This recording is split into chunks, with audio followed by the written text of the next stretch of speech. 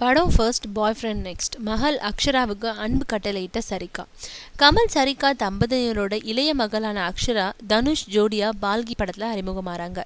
இந்த நிலையில சமீப காலமா ஏக் துஜே கேலிய படத்துல கமலோட ஜோடியா நடிச்ச மாஜி நாயகி ரதி அக்னிகோத்ரி மகன் தனுஜ் விர்வானியோட அக்ஷரா நட்பா இருக்கிறதா சொல்லப்படுது.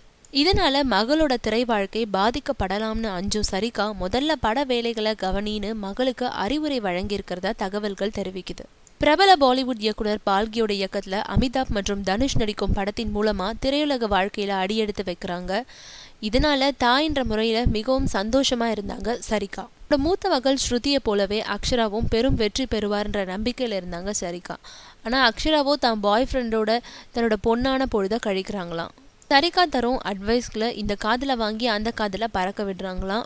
வாரம் சனிக்கிழமையான தனுஜோட வீட்டில் 2 பேரும் சந்திச்சுக்கிறாங்களாம். தனுஜோட புராணி ஜீன்ஸ் படத்தில் சரிகாவும் நடிச்சிட்டு இருக்காங்க. எனவே சரிகாவை பார்க்கறது மாதிரி போய் மணாலியில் தனுஜோட சுற்றி திரியிறாங்களாம் அக்ஷரா. இதனால மகளுக்கு நடிப்புல கவனம் செலுத்துமாறு தொடர்ந்து அறிவுரை தெரிவிச்சுட்டு வரங்களாம் சரிகா.